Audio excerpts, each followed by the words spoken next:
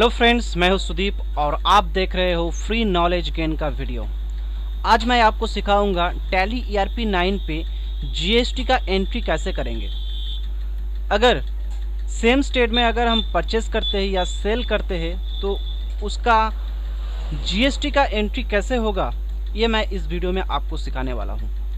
अगर out of state purchase या cell कैसे होगा, ये भी हम एक और वीडियो करके आप लोगों को सिखा दूंगा। तो अभी तक आज इस वीडियो में हम आपको सिखाएंगे कि सेम स्टेट में परचेज या सेल्स करने में उसका जीएसटी एंट्री क्या होगा। तो शुरू करने से पहले एक चीज़ डिस्कस कर लेंगे। अगर हम जीएसटी का एंट्री करते हैं तो उसमें क्या क्या क्लासिफिकेशन आएगा। टैक्स के में एक्चुअली 3 क्लासिफिकेशन आएगा।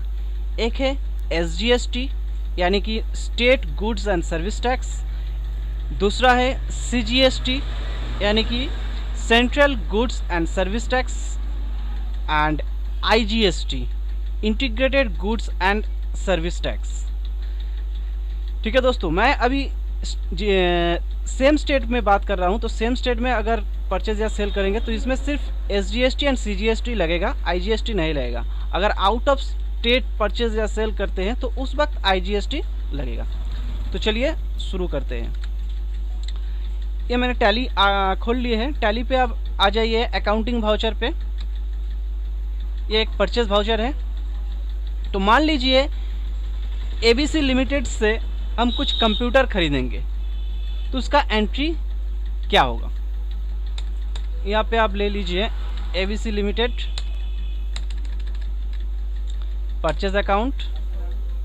यहाँ पे एक कंप्यूटर का आइटम क्रिएट कर लीजिए।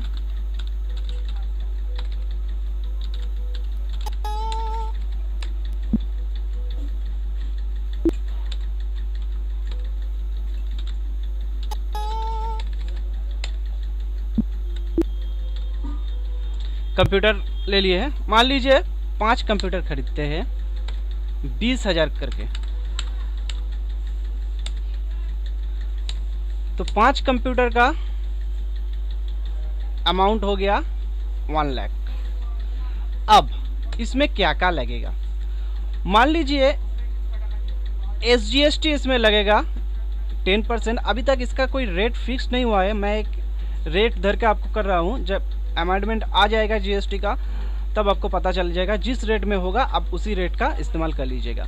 मैंने यहाँ पे मान लीजिए सपोज 10% करके यूज़ करते, तो मान लीजिए SGST जो लगेगा उसको भी 10% लगेगा और CGST जो लगेगा उस पर भी 10% लगेगा। एक्चुअली ये होता क्या है जीएसटी में, ये देखिए 1 लाख का मैं कंप्यूटर खरीद रहा हूँ तो इसके ऊपर 10% लगेगा SGST, मतलब इसके ऊपर जो 10% जो रेट रहेगा वो लेगा स्टेट गवर्नमेंट। एंड फिर इसके ऊपर जो CGST लगेगा 10%, उसका जो अमाउंट होगा वो लेगा सेंट्रल गवर्नमेंट। ठीक है दोस्तों, तो यहाँ पे हम एक लेजर क्रिएट करते हैं। इनपुट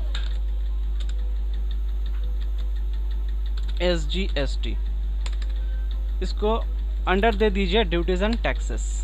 ठीक है, अदर्स, इसको सेव कर लीजिए। ठीक है दोस्तों, तो 1 लाख के ऊपर 10% क्या होगा, 10,000। फिर आ जाइए यहाँ पे, फिर यहाँ से एक लेजर क्रिएट कर लीजिए Alt+C देके। इनपुट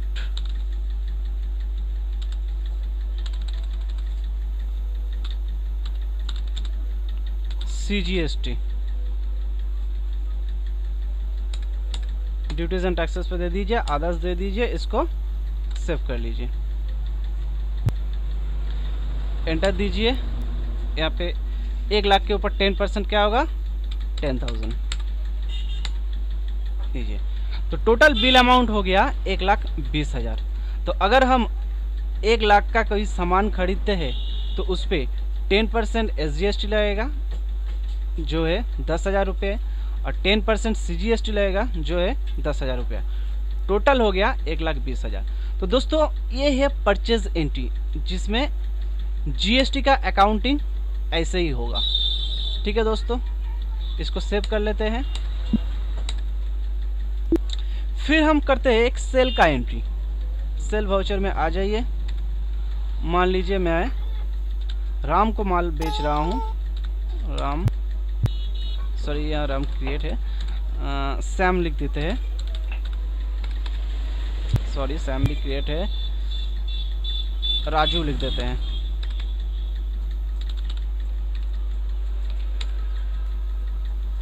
सेव कर लीजिए। यहाँ पे एक सेल का लेज़र क्रिएट कर लीजिए, इसको सेव कर दीजिए। कंप्यूटर ले लीजिए, मान लीजिए इसको 5 ही कंप्यूटर बेच रहे हैं, 25,000 टोटल आ गया, 1,25,000। ठीक है दोस्तों, अब इसमें टैक्स क्या लगेगा, सेम तरह का जब आप वैट में यूज़ किए थे, याद है, इनपुट वैट आउटपुट वैट, इसी तरह यहाँ भी एक ही बात है दोस्तों। तो यहाँ पे एक लेज़र क्रिएट कर लीजिए,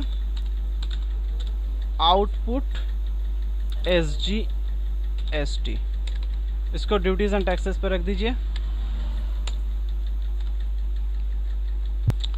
तो 1,25,000 उसका वैल्यू है, तो इसका 10% क्या होगा, 12,500, तो यहाँ दे दीजिए 12,500। फिर यहाँ पे एक लेज़र क्रिएट कीजिए, ऑल्ट C दे के, output CGST, duties and taxes, इसको आदर्श दे दीजिए, इसको सेव कर दीजिए। इसका भी 10% क्या होगा, 12,500। आइए, तो टोटल इसका बिल वैल्यू हो गया 1.5 लाख का। तो ये है दोस्तों सेल का एंट्री विद GST।